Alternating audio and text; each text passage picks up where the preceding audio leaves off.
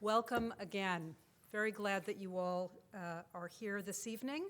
I'm Ellen Herman, a faculty member in the History Department and the co-director of the Wayne Morse Center for Law and Politics.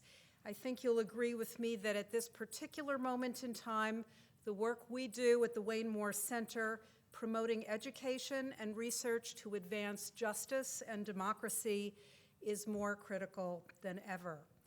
I encourage anyone who's here who's not already on our mailing list to sign up for email notices about our events. There's a sign-up sheet right on the table outside. We have several interesting events coming up both before and after the election that you won't want to miss. And let me just very, very quickly use my advertising space here to mention two of them. 1 week from tonight, beginning at 6:30, but in this room, an event titled Ready for Hillary, ? Featuring our colleague Regina Lawrence, who's a specialist on political media and communication and the co-author of a book on Hillary Clinton's 2008 campaign. And Robert Kuttner will be making a return visit to U of O. He's the co-editor and co-founder of the American Prospect magazine. He'll be coming back exactly 1 week after the election on Tuesday, November 15th, to discuss the election results and talk about challenges for the new administration. That will be in this room at 7 p.m. But my main job right now is to introduce our speaker, and it is an honor and a pleasure to do that. Professor Amy Stuart Wells is the occupant this year of the Wayne Morse Chair. I'd also like to thank the U of O College of Education for its general co-sponsorship of this talk, as well as the Latino and Latina Law Student Association. Professor Wells is on the faculty of Columbia University Teachers College, where she is Professor of Sociology and Education in the Department of Education Policy and Social Analysis. Professor Wells has long-standing interests in racial equality and equity in education, school segregation, desegregation, resegregation, and policies related to charter schools and school choice. She's had a very distinguished research career, so I'm just going to mention a couple of current highlights. She directs The Public Good, a nonprofit dedicated to helping public schools tap into the educational benefits of racially diverse learning spaces through the use of qualitative research methods, public engagement, legal advocacy, and strategic communication. She also directs Reimagining Education, Teaching and Learning in Racially Diverse Public Schools. That's a summer institute for educators in demographically diverse urban and suburban schools. She is a member of the National Academy of Education and a fellow of the American Educational Research Association.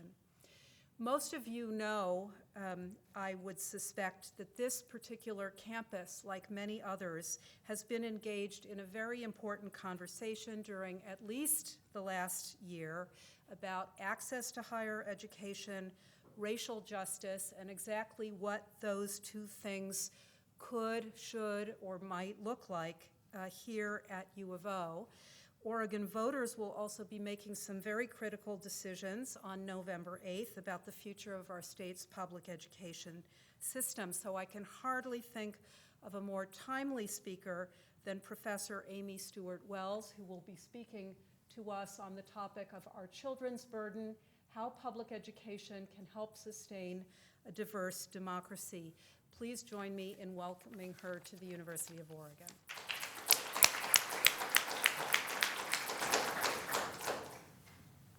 Thank you, Ellen. It's a pleasure and an honor to be here.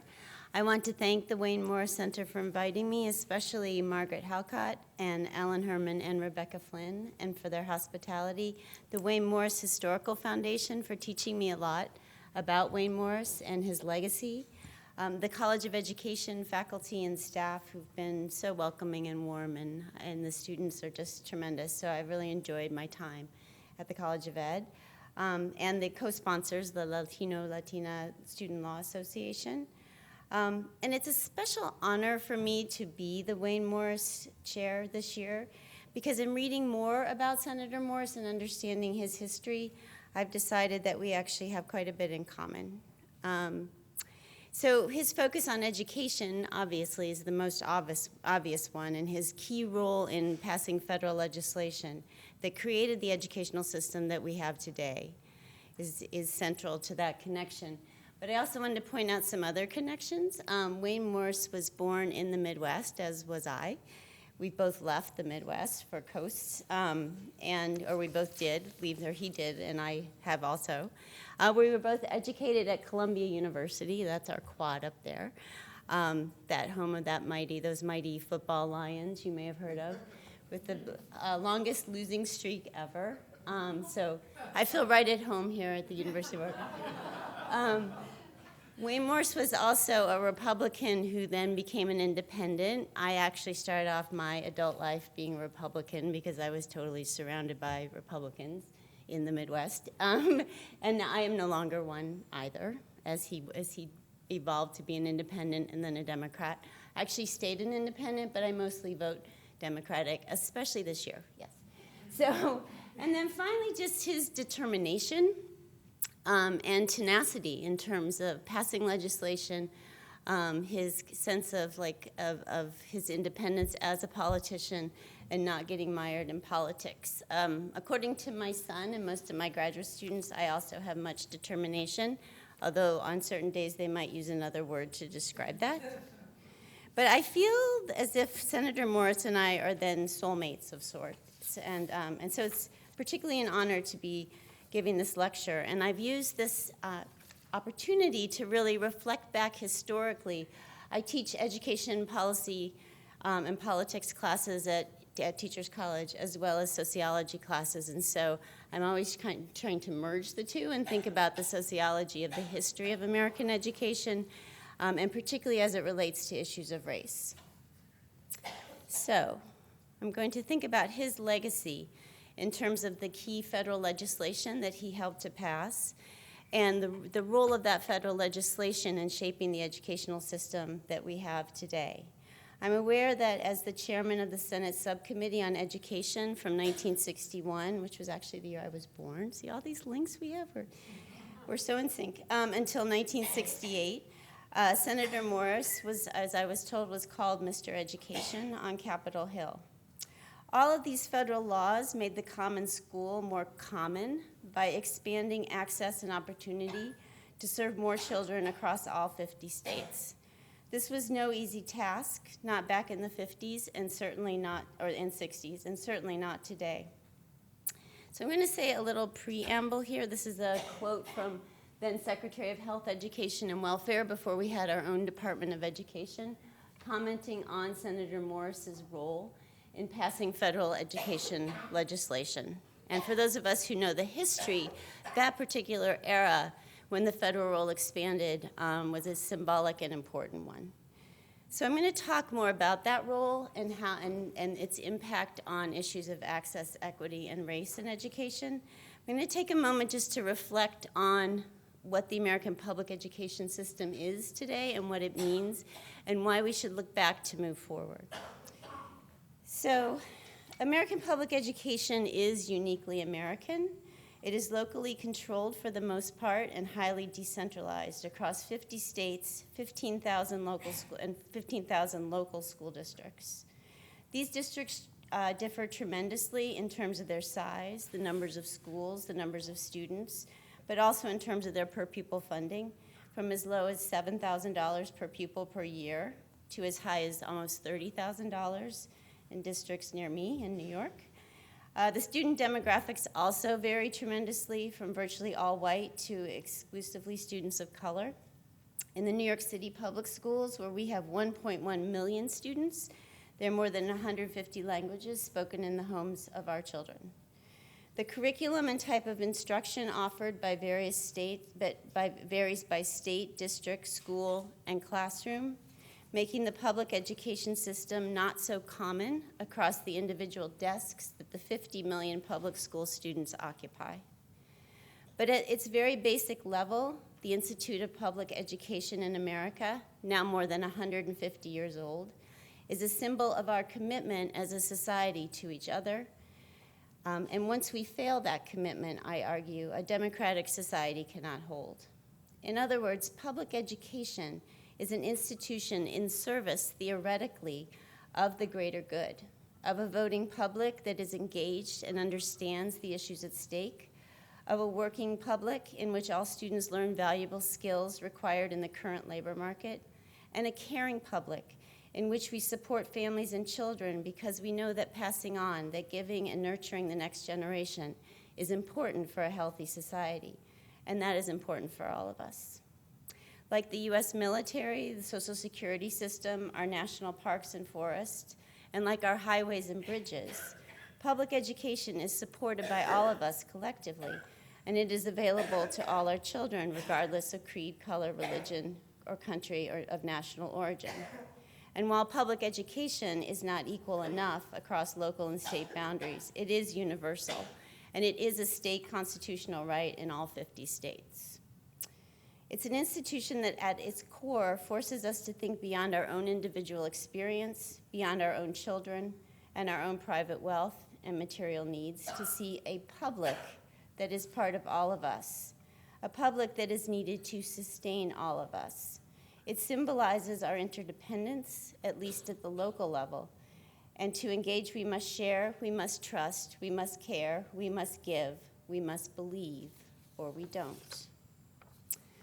So I'm going to argue tonight that we can only achieve a meaningful public education system and equal educational opportunity in the US if we consider both tangible and intangible resources, and I'm going to talk more about what that means. So our efforts to equalize that system, if we believe it is vital for a democracy, must focus not only on equalizing bricks and mortar and books, but also on voice and values. So I'm going to explain, going back to the Civil Rights Act of 1964, why I titled this talk Our Children's Burden, which some people would think is slightly pessimistic. And it is, because I'm going to focus on the Civil Rights Act of 1964, which Senator Morse was a part of. And Section 8 of Title 4 of the Civil Rights Act required the U.S. Department of Education, to authorize a survey of segregation by race, color, religion, or national origin in public education. So as part of that Civil Rights Act, that research was done on the educational system. So this became what is known as the Coleman Report. So many of you have probably heard of the Coleman Report. Those of us who are older definitely have heard of the Coleman Report. So it was a famous report, and it was probably one of the most broadly cited pieces of educational research, one of the first broad-based pieces of educational research on the availability of equal educational opportunities in public schools for minority groups, Negroes, Puerto Ricans, Mexican Americans, this is all the language describing, Oriental Americans and American Indians, as compared with opportunities for the majority group of whites. So notable among the findings, there were many findings. This was also very statistically sophisticated for its time. If you do statistics now and you looked at it, you would laugh, but it was actually quite a breakthrough in terms of methodology in the field of education. But notable among the findings of this survey were that Negro students and teachers are largely and unequally segregated from their white counterparts, and that the average minority pupil achieves less and is more affected by the quality of his school than the average white pupil. So interestingly enough, this finding, even though the report didn't show what a lot of people thought it would show, a lot of inequality in terms of tangible resources across black and white schools, it actually did show that desegregation or racial diversity was beneficial, particularly for African American students. This created then more political support for actually implementation of the Civil Rights Act and what would follow. So the lesser known product of Section 8 of Title 4 of the Civil Rights Act is another report, a companion report, that was called Our Children's Burden. And it was studies of desegregation in 9 American communities. Basically, it was looking at the quality of 9 different communities that varied in terms of their economic bases, varying political structures, separate historical traditions, and many religions and national backgrounds that are woven into the fabric of our society. So these case studies were undertaken as a supplement to the massive statistical survey designed and administered by James Coleman, hence the Coleman Report. And what Ray Mack, who was the editor and the chief of this study, the chief the principal investigator said, is that I hope that we might put flesh on the bones of the survey data by learning something from observation and interviews about definitions of situations and the interactional context of the data sought by the survey methods. So for those of us who do qualitative research, that's kind of nice. So basically he's saying the Coleman Report will show you a lot of numbers. Our research will tell you about the experiences of students in schools.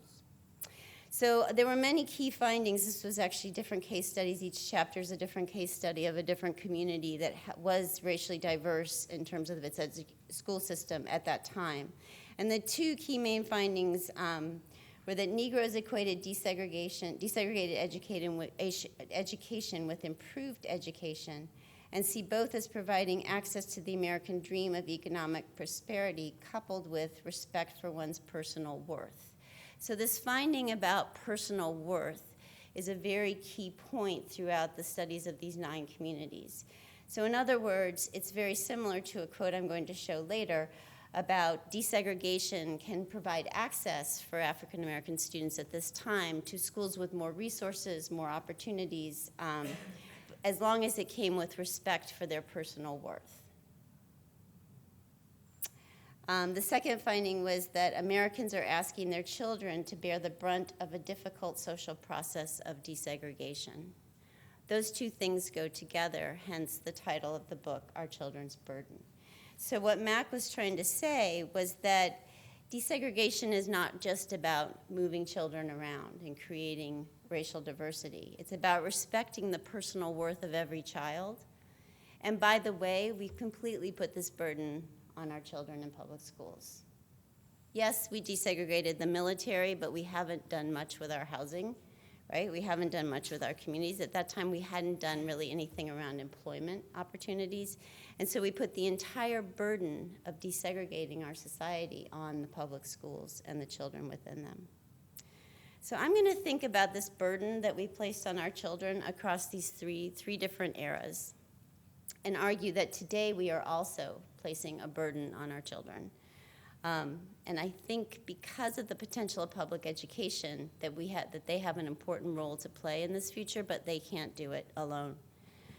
So I'm going to look at the burden in terms of public education as an exception to American exceptionalism. I'm going to talk about the burden as making good on the promise of public schools, so the era of desegregation. And I'm going to talk about the centrality and fragility of public education today and efforts to create more diverse schools. So I'm not going to go too much into the entire history of the American public education system, but it's important to know that it was started in the middle of the 19th century, and that the idea, this is Horace Mann, he became the Secretary of Education in Massachusetts. And it was his vision to have a common school, so that the common school would be free, they would not be charged tuition as the schools prior to the common school often had. It would be universal or open to all children, although this did not include usually black students or white students with strange beliefs such as Irish Catholics. So all is an interesting term. And it would improve efficiency and assimilate students via a common learning experience. So this goal of assimilation was very important, and it's important, too, to think about that in relation to some of the findings around desegregation. So the Common School was also affiliated with the Whig Party. This actually reminded me of Senator Morse and the legislation in the middle of the 20th century that created a more centralized education system. But a major goal of this Whig Party effort to centralize was also to assimilate, to create one common sense of morality. And in fact, the moral lessons were the most important aspect of teaching in the common school. So moral in this Protestant Republican view of moral, right, which did not include Irish Catholics, people of color. This was the main project of the Common School at the time. But at the same time, there was an equalization of resources. There was opening up of access in terms of students who couldn't afford to go. So there was these two things going on. So how does this relate then in terms of our children's burden? Well, the other thing to remember about the history of America is that we have something that we've known as American exceptionalism. In other words, during the era when social welfare states were being created in European countries, the Americans were very much opposed to a robust social welfare system, okay? But what we were creating instead was a public education system, arguing that the public schools should create the equality of the system, that we didn't need things like socialized medicine, we didn't need greater access to childcare and other resources of a social welfare state. What we needed was public education. So throughout the 20th century, while governments in other industrialized nations built and enlarged a comprehensive social welfare system that included health care, child care, preschool, pensions, housing, labor to support families and women and children, as they often talked about it, the U.S. policymakers at the federal, state, and local level invested in public education instead, with relatively few support services for other social welfare policies. So in the United States, this was seen as a central component of the American notion of welfare. The idea that through education, through personal betterment, and national and social economic development would take place, that we didn't need those other services because we were providing a free universal public education. So in questioning kind of why that is, what is it about the US culture and history that explains our exceptionalism? There's a lot of cultural, historical issues related to independence, self-reliance, this sense of hard work, pulling ourselves up by our bootstraps, rugged individualism, and a strong commitment to self-help as opposed to help from the government. So these are themes that we still see and hear today, including in the current election. So this bootstrap ideology, yeah, John Wayne, no. The sense that we could pull ourselves up without the help of a social welfare net. And according to some scholars, the reason why politics evolved in the US in this way was strongly influenced and shaped by racial politics in terms of the nature of public policies and programs. So the central reason the US was slow to enact national welfare programs founded in other countries, such as the health insurance, the family allowance, paid paternity leave, was at the time these policies became unpopular, that they were becoming more popular abroad, race had moved into the center of policymaking in the US. So it's important just to review quickly what that looks like across these different eras, this history of racial politics and where the educational system and the burden that we put on children is located. So in the New Deal the New Deal era is often considered to be the exception to American exceptionalism. So the pure bootstrap ideology was suspended at a time of severe economic and social needs during the Great Depression. So the argument at this time was you can't pull yourself up by your bootstraps if you don't have any bootstraps. So there was this centralization of this expanding federal role, this centralization of the development of social welfare policy, and the federal government expanded to respond to the economic desire. So when a series of progressive public policies were passed, this era and these policies were referred to as the New Deal era. So it was an anomaly. It was considered an anomaly in American history because of the establishment of these social welfare policies, also known as the safety net to hold people up in hard times. So these are some different examples of the way in which those were promoted and supported. The different work programs that were created, all to help support and sustain families in a way that had not been occurring in the US prior to that. So housing vouchers, for example. So the exclusion of Blacks and Latinos from these New Deal social welfare policies were an important part of that history. So it's important to think now about comparative literature on social welfare policies in the U.S. And in other countries, and the relationship to diversity within the democracy and the support for social welfare policies. Going back in history to this one era when there were more such policies created, there was a systematic exclusion of blacks and Latinos. The other thing that was missing in the New Deal era was much expansion of the educational system. So in contrast with the New Deal era, when there was much more focus on the social welfare policies and much less focus on education at a time when the vast majority of Americans were struggling economically, we need to think about the Great Society era and LBJ. So the Great Society era from the mid-60s to the mid-70s placed much more emphasis on the role of education as opposed to cash transfer programs such as Social Security or unemployment insurance to help lift people out of poverty. So there were several different factors that if you're comparing the context of the New Deal era to the Great Society era.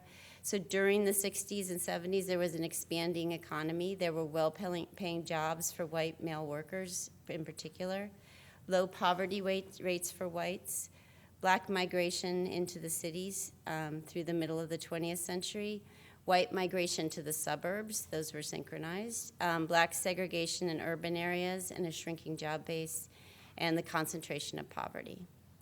So just to summarize some of that, I'm sure you're all aware that the black migration, and by the way, this was one of the Jacob Lawrence paintings from the migration. Then there was just a great exhibit in New York of all the paintings from that series. But it was the single most important internal migration in the history of the world, and now being paralleled with the migration of the Chinese from the rural to the urban areas. So 5 million blacks left rural areas in the South and headed to the North. When blacks arrived in the North, there was systematic movement of whites into suburbs. Those were all, as I'm sure many of you have studied, supported by federal policies that made home ownership in the suburbs possible. So during this era, as the support for public education was growing as a solution to urban poverty that was very much racialized and very distinct and different from New Deal poverty, there was a push to expand public education. So this was often termed as a hand up and not a hand out. So real distinction to social welfare policies that would support families economically. The answer was through education. So this is the era in which the federal role in public education expanded tremendously, and Senator Morse was a very important part of that because public education was seen as the solution to poverty during that era. So just as we saw an expanding federal role during the New Deal era, we saw an expanding federal role in this era, but focused much more specifically on education and job training. So as we well know, the Brown versus Board of Ed decision was passed and was ruled on in 1954. We know that the Brown 2 decision was in 1955, which called for desegregation in all deliberate speed. We also know quickly, I'm just running through this history because it's long, from the late 1950s to the early 1960s, most Southern schools remained racially segregated. There was massive resistance to desegregation and much deliberation with no speed.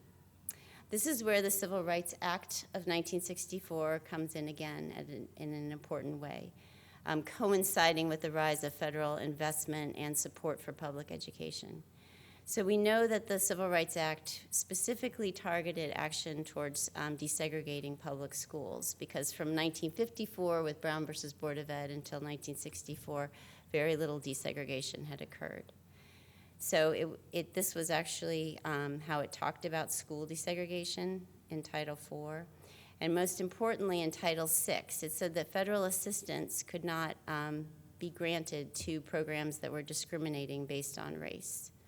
So this was important because the education legislation that Senator Morse was a part of starting the next year in terms of K through 12 education increased the federal funding for public education significantly. So this act along with the Elementary and Secondary Education Act of 1965, which bore Senator Morse's name, was important to actually forcing school districts to desegregate. So this is the Elementary and Secondary Education Act that was passed in 1965, the Bilingual Education Act that was passed in 1968, Special Education, which was passed in 1972, the Higher Education Act of 1965, and the Head Start program, which also began in 1965, and the Brown versus Board of Ed. So the court cases that were happening through the federal government using both the carrot of funding and resources and the stick of the court cases to try to establish more open access for students in public education. So Title IX of the Civil Rights Act authorized the Justice Department to intervene in any case involving equal protection laws in the 14th Amendment. This led to 350 federal school desegregation cases and thousands of what I call desegregation plans. So desegregation, I use that term because this was the process of putting students of different racial ethnic backgrounds together in the same schools. What it didn't accomplish was integration, and that's a very important part of thinking about what happened when we put the burden of desegregation completely on the public schools. So we've learned a lot from that era of desegregation about how we should think about these issues moving forward.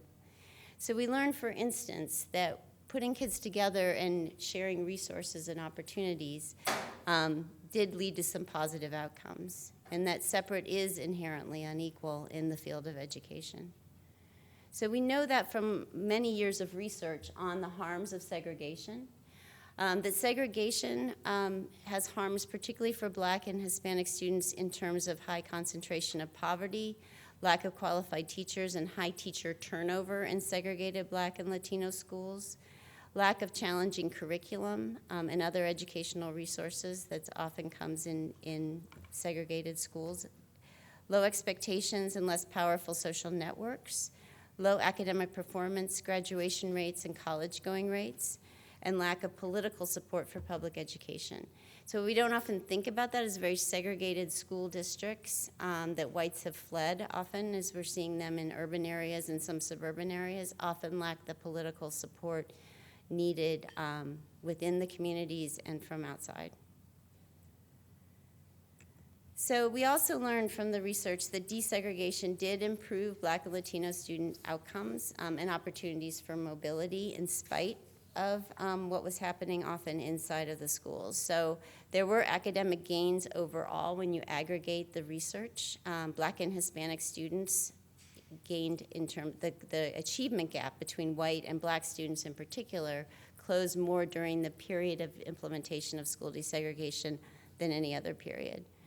The racial, so the long-term effects of students in terms of greater access to powerful social networks led to greater mobility of students. Desegregation also, according to research, improved racial attitudes and racial understandings of all students.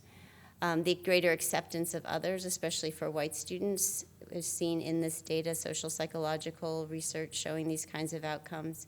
Increased comfort level and interracial contact and deeper intercultural understanding. But that wasn't enough. That wasn't enough. So just looking at the outcomes missed what was in the story of the study that Ray Mack conducted. Desegregation was necessary but not sufficient. Too little was done to address these cultural issues within schools and understandings of whose knowledge was valued in desegregated schools.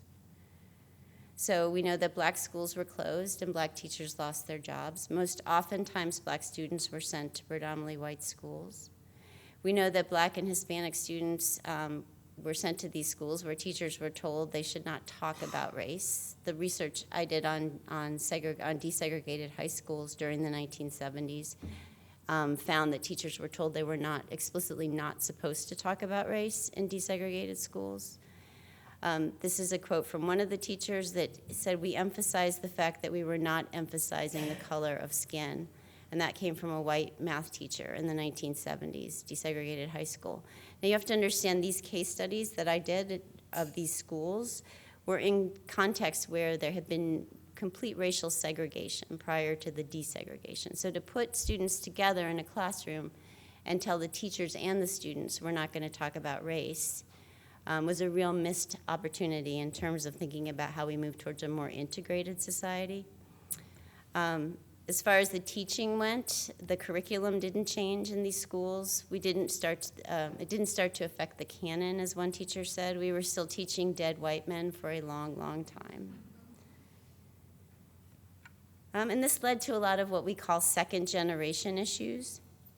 The resegregation of students into separate and unequal classrooms, the disproportionality in terms of student discipline and punishment and assignment to special education for students of color, denial of bilingual educational services for many Latino students in desegregated schools.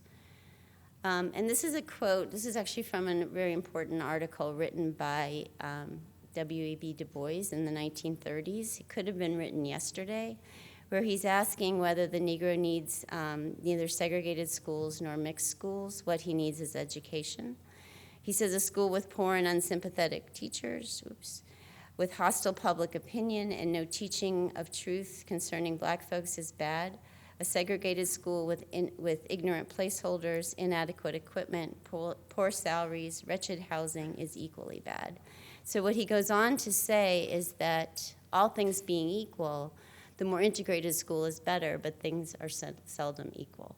So what he's trying to underscore here, and what the MAC report was trying to underscore in the 1960s, was that we can't just put children together in a building and expect that to be the way we desegregate, right? We need to really focus on these sociocultural issues. We need to focus on curriculum and teaching. We need to focus on racial attitudes of teachers and students.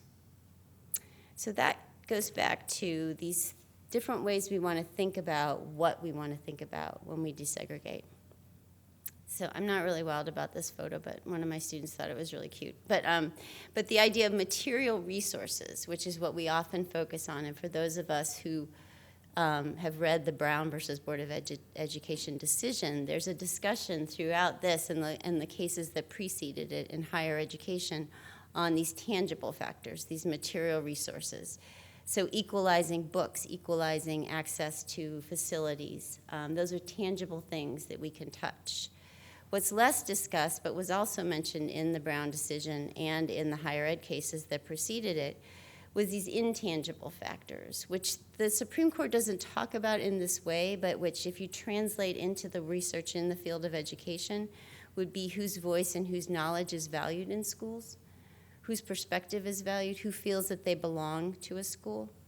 So what I've been arguing and thinking about, and this relates back to the MAC book, Our Children's Burden, is that we need to really be focusing on both, right? And our history, and throughout the history of desegregation, we mainly focused on material resources, including access to buildings and access to schools that African American and Latino students had been denied access to before. But what we weren't focusing on enough was on these intangible factors. And that's our burden moving forward. So to think that through, we actually did a very long report, which I can send to anyone who wants it, that was just published by the Century Foundation on educational benefits of diversity. And we drew a lot from the research on higher education. So the debates going on here at the U of O, the debates going on across the country in colleges and universities about affirmative action, and the research that supports those court cases on educational benefits of diverse classrooms. And some of that's been studied also in K through 12, but most of the powerful research comes from higher ed. And what those findings show is that there are enhanced learning outcomes for all students being in diverse classrooms. Of course, this again depends on how the classroom is structured and the pedagogy, but improved cognitive skills relate to challenging your own assumptions when working in diverse groups or having a dialogue with a diverse group of students.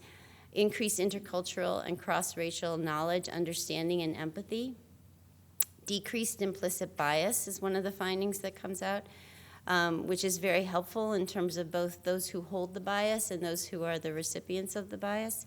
Some of this research shows that if you hold implicit bias, it actually takes a lot of energy and fear and frustration inside of you, that if you actually move past it, it helps you learn and be more open and more comfortable in different settings and transcending different cultural boundaries. Students who go to more racially diverse universities and schools actually leave those schools with a better sense of of the greater good, and a broader sense of what our society is and these democratic processes within a more diverse society. So the other thing that's important to think about is the way in which higher education now, with all the tours that we go on, all the college campus tours we go on, talk about diversity and inclusion as an asset, as something that's important to creating an educational community that allows students to learn across racial, religious, ethnic, international, and intercultural lines, and that they tout it as a benefit of their institutions. Which is always interesting to me, as I mentioned, when I was sitting with my son through some of these info sessions and looking at students around me coming from high schools that were probably very segregated racially, as we've seen segregation increase. So this takes us to kind of the third and final way of thinking about our children's burden as we move forward, and the centrality and fragility of public education today. So part of that has to do with the educational policy context in K through 12 education for the last 30 years, which is creating an accountability system based on standardized testing and measuring all schools and all students based on test scores. At the same time, allowing segregation to reoccur in a lot of public places and to be maintained in many other places. So we have more separate and unequal schools today than we did prior to the Brown decision in many metropolitan areas. And at the same time, we're using these measures of testing and focusing on outcome, which has narrowed our curriculum and narrowed what we think is important in the field of public education in a way that I believe has moved us away from thinking about diversity in an educational context as a benefit. So in the last, I would say, 5 years, based on my perspective, we've seen a sudden kind of change and an increased interest in addressing this current situation. And there's several different reasons for that, I think. But the media has taken it up, for one, in case you haven't noticed. We talk a lot more now about, I just was on the phone this afternoon with another reporter writing about this in Montgomery County, Maryland. Issues of race and socioeconomic segregation are suddenly back in the news and on the political radar screen. John King, our short-term Secretary of Education, has made this a top priority as well, proposing the Stronger Together federal legislation after many years of the federal government ignoring issues of race and education. So the question is, why now? And what should we do about it? So I think there are a lot of different social causes that are leading to us kind of thinking this through again at this moment in history. The changing demographics of the country, and particularly the K through 12 population, changing racial attitudes, at least people talking the talk of more acceptance of diverse communities and schools. That doesn't always mean that they mean it when they are enrolling their children. Changing migration patterns. So this is something we've been focusing a lot on at Columbia. Changing cities and changing suburbs. So we call it the metro migration pattern. So I'm going to talk through each of these, and I'll try to be brief because I'm taking a lot of time. So the changing demographics, you all are probably as aware of that as anyone. More racial and ethnic diversity. Less than half of the students in the public school population today are white non-Hispanic students. That's in contrast to about 78% of the students back in the 1970s. So we've seen a real decrease in the percentage of white students in the student population and increase in foreign-born students as well. That has to do with the changing population of the nation as a whole, the higher birth rates among parents of color. So we have more babies of color born than the U.S. white non-Hispanic babies in 2013. And this has obviously impacted the public education system, changing public school enrollments over time. are becoming more and more diverse. The millennial generation, I think this is another factor that's underreported, but I see it a lot in the research I'm doing on parents of public school kids today. So that cohort of incoming public school parents are more diverse, they're more likely to be in interracial marriages, and they're more open to living in interracial communities. Changing racial attitudes, at least what we're documenting in survey data, which I know, having done a lot of interviews with white people in particular, doesn't mean that's actually the way it is in terms of their day-to-day experiences, but at least reporting of more openness to interracial marriage and interracial communities. Again, a huge increase in number of Americans who say they would live in a community composed of a mix of racial and ethnic groups. Racial attitudes in terms of racially diverse schools have changed over time. Recent surveys suggest that 71% of all respondents felt that increasing diversity and integration in public education is important to their improvement. The other things I think that are important that are affecting this change is what I call testing fatigue, which relates to the opting out movement. Parents frustrated with all the testing and thinking that their children are more than a test score. And we ought to broaden the way we think about curriculum in public education, and only one way to be smart. We're certainly seeing a lot of that in New York. And then people are moving. So there are areas of the country that are becoming more diverse in a very de facto sort of way. So this relates to federal housing policies going back the last 20 years, Bush the first, Clinton, Bush the second, pushing for home ownership for more lower income families, which then, of course, led to the whole mortgage lending crisis, which we're not going to talk about tonight. But this did also shift the demographics of the suburbs, with more blacks, Latinos, and Asians moving to the suburbs. At the same time, federal policies were laying the groundwork for gentrification in the cities through empowerment zones, enterprise zones, which then led to gentrification and the return to cities of many white young adults whose grandparents had fled those very same neighborhoods after World War II. So I'm now interviewing parents whose grandparents fled the same communities in Brooklyn that they're living in today, 2 generations ago. It's like what goes around comes around, right? So the very meaning of urban versus suburban is changing. This whole paradigm of, of white suburbs and cities, urban areas being mostly black and Latino is changing rapidly in the U.S. across many metro areas. This has been called the Great Inversion. And there are several, you can map the policies that help to create this change. So again, suburbs are changing quickly, becoming more and more diverse. We are seeing these patterns of resegregation occur as white families leave diversifying suburbs, but we're also seeing moments of hope. This was just a quote from the research we're doing with one of the school districts in Westchester County, talking about a meeting in Albany with the school boards, the School Boards Association, and the suburban educators in particular talking about the changing demographics of their communities, but they're truly interested in doing the best possible to help all children succeed, to honor children as families, and to maintain high expectations for all. That was one school board member's interpretation. But it's a trend that's happening. Suburban educators are more and more attuned to this. It's happening all over the country. Changing suburbs, changing cities. This is a little joke about bingo for gentrification.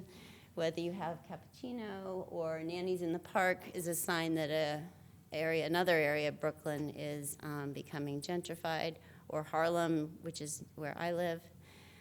So according to the 2010 census data, Black residents of New York City declined for the first time since the Civil War, while the growth in Hispanic and Asian populations slowed significantly.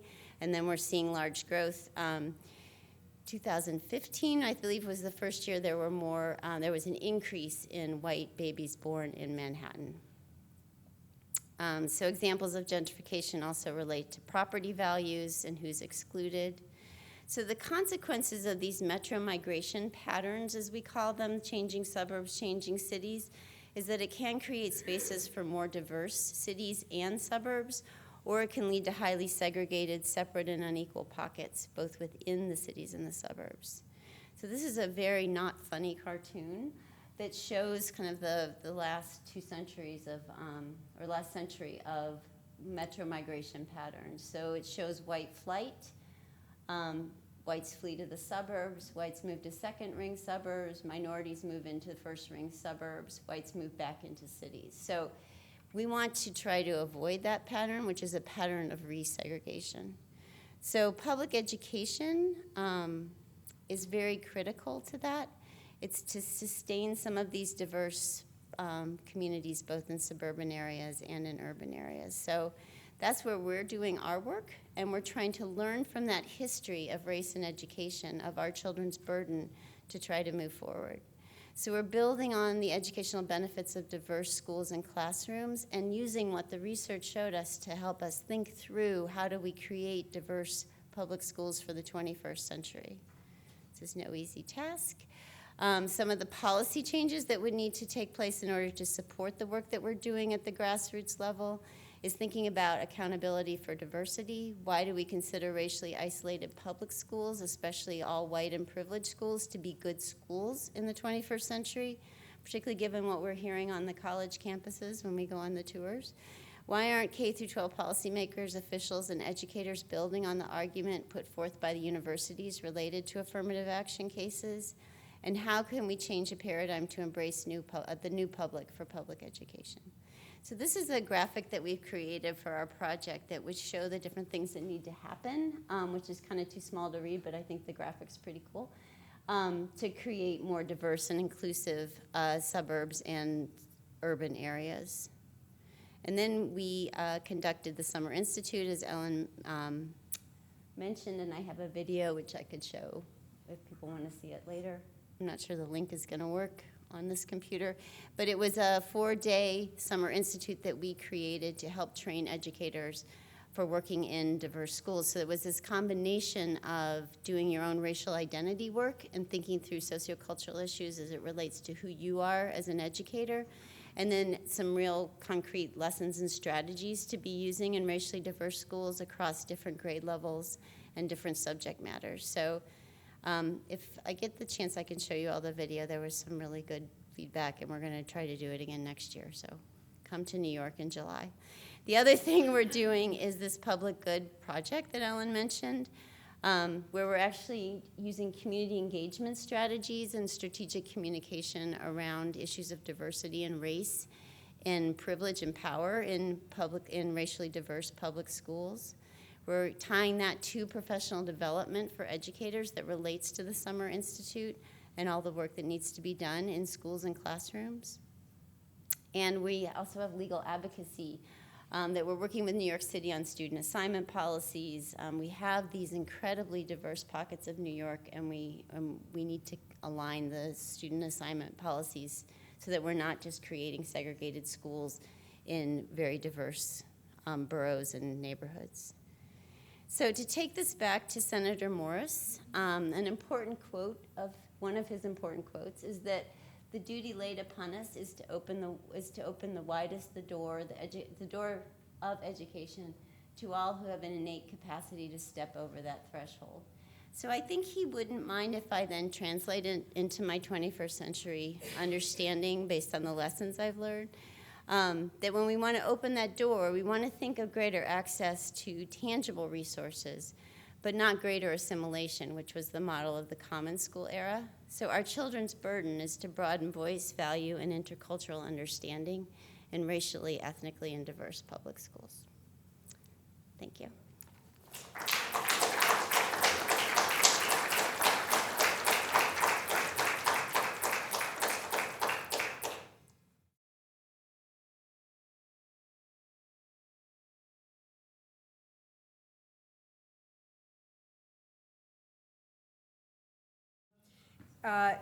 Using James Coleman and another work by him, I think the question is partly about the role of youth themselves and maybe in referring to our children's burden, what role do young people themselves have to play either in the history or that you talked about or perhaps in current public policy moving forward in the work that you're talking about, that 21st century translation of Wayne Morse, the one that emphasizes values and cross-cultural conversation. Did I get you right? Kind of? So I think it's a really great and interesting question, and I actually hadn't really thought about the Adolescent Society and thinking about Coleman's impact on desegregation, because then he went on with the private schools and the Catholic schools, and so I think the common theme, I mean, I think there's a couple things. I think one, he was tasked in this particular instance with doing this quantitative study, right? There was this huge survey, and I don't know that if he had designed that study himself, he would have done it quite that way. That's one thing. The second thing is, I think now that you've asked me that, if you think about this social capital argument that he brings forward in his later work, and the context, I believe, of the Adolescent Society was a very racially homogeneous school, if I'm not mistaken.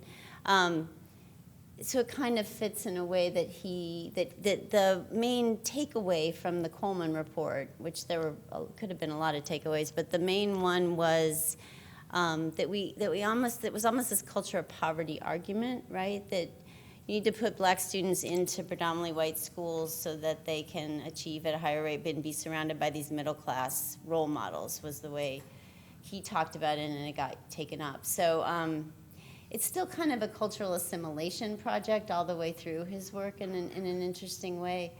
I mean, he was a very functionalist guy, is my reading of his work, so it makes sense. But I think it's a combination of him not really thinking through what that means in terms of racial inequality and racial dynamics and the history of race in this country, and being tasked with a certain kind of research for this project.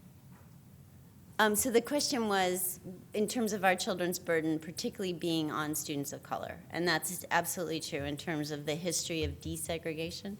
I think what we're moving towards, or what we're trying to move towards, I don't know if you all probably know this, but the teaching force in U.S. public schools is 80% white.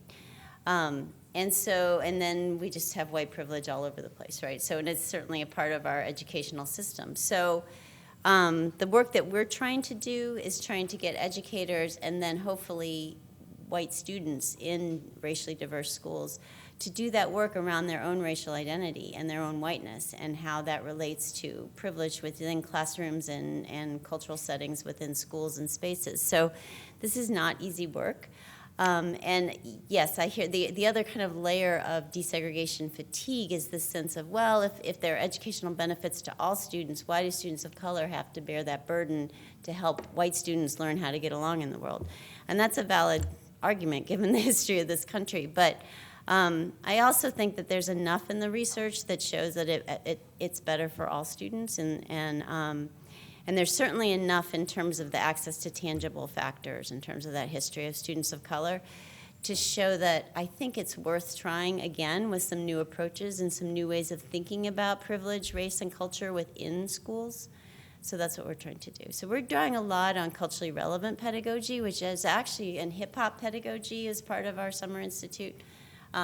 If I could show you the video, you'd actually see a little bit of that. But it's important to really think through these sociocultural issues. The interesting thing is that work has been done lately within very segregated schools, so trying to bring that into how we think about racially diverse schools. And there's something called culturally sustaining pedagogy that's Django Paris at University of Michigan State has been writing about. What would culturally relevant pedagogy look like in a diverse school and classroom? And it would definitely grapple with these issues of power and privilege within educational spaces, the way he's describing it. So we're hoping he comes to the Institute next summer, so you all should come.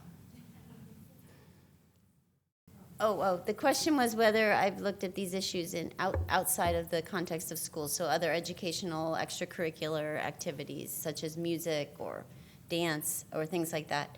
Probably the best researcher on that topic would be Annette LaRose's work on unequal childhoods, where she actually does ethnographies of very privileged families and children and then less privileged families and children to show those kinds of opportunities that are available for families with more resources and more income.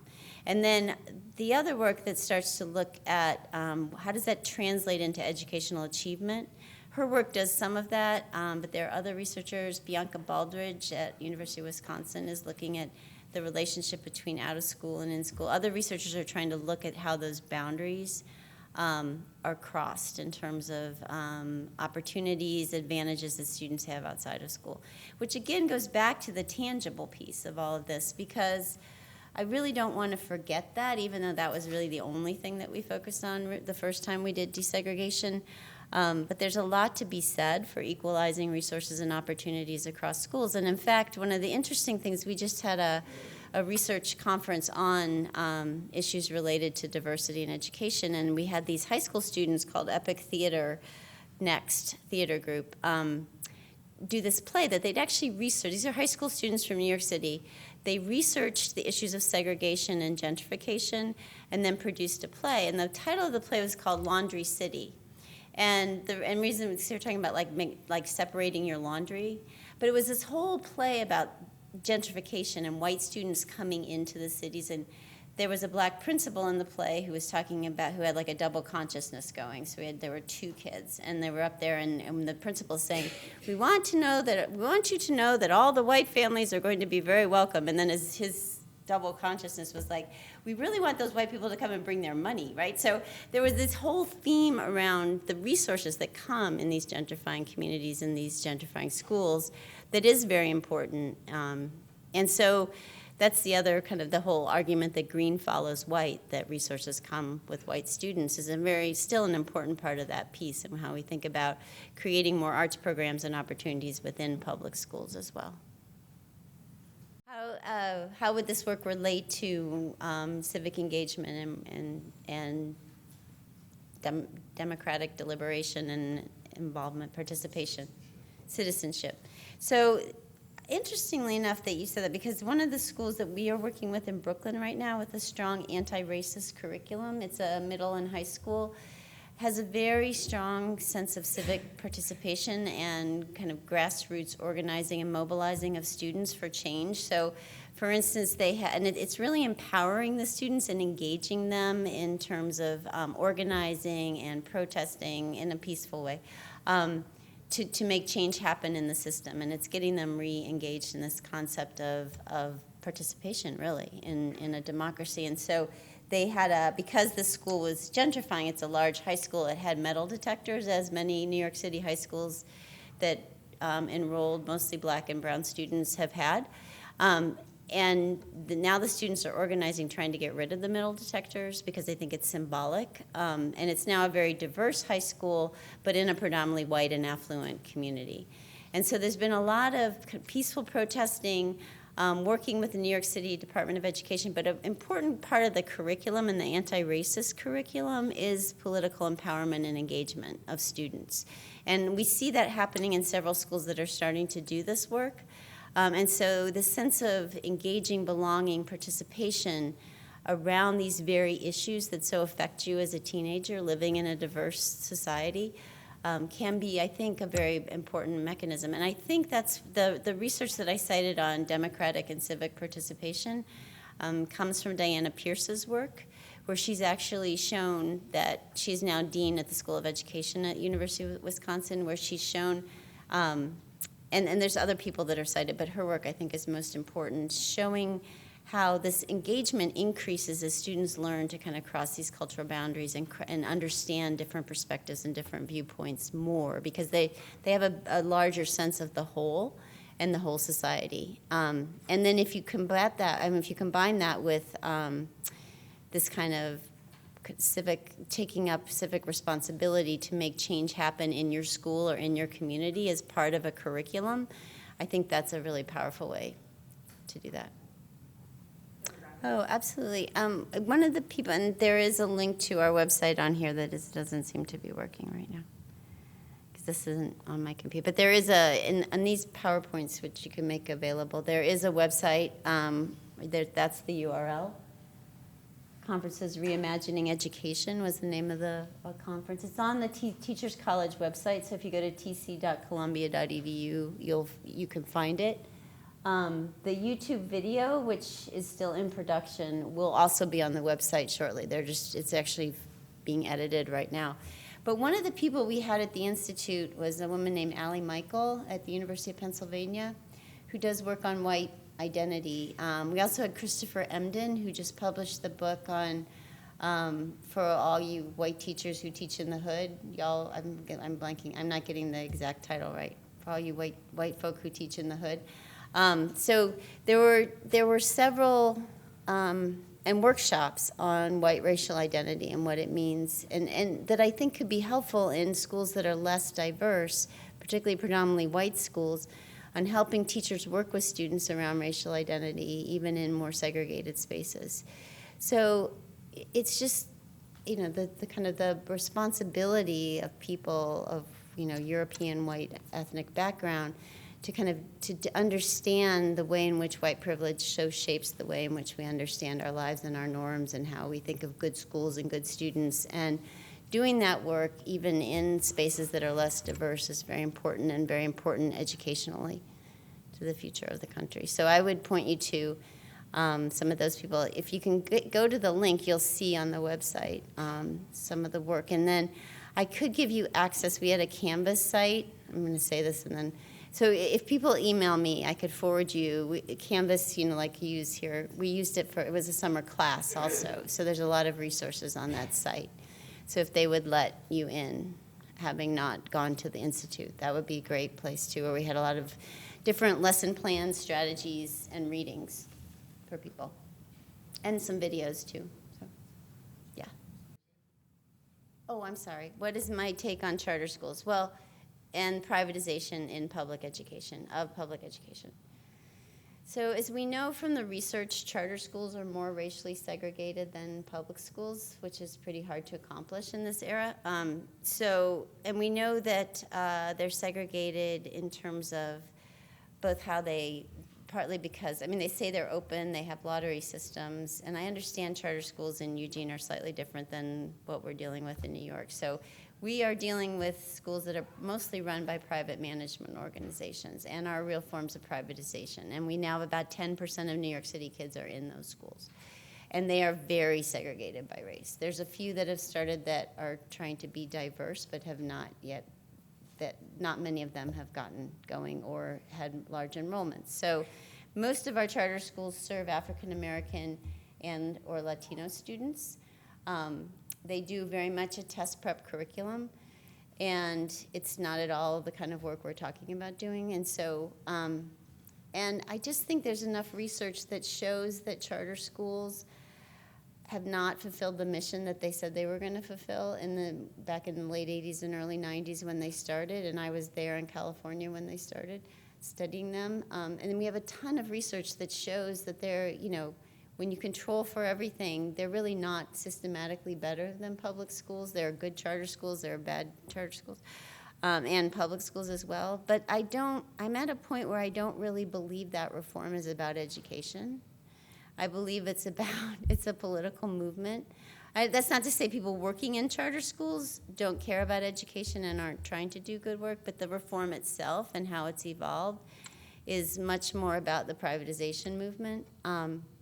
In who manages schools, the use of public funding in public education. And so what I'm trying to do, part of that is connected to a larger movement to devalue education as a field and professionalism within the field of education. And so I spent enough time studying charter schools and arguing that there really wasn't evidence to support their expansion, which didn't really help, and there were a lot of other researchers doing that.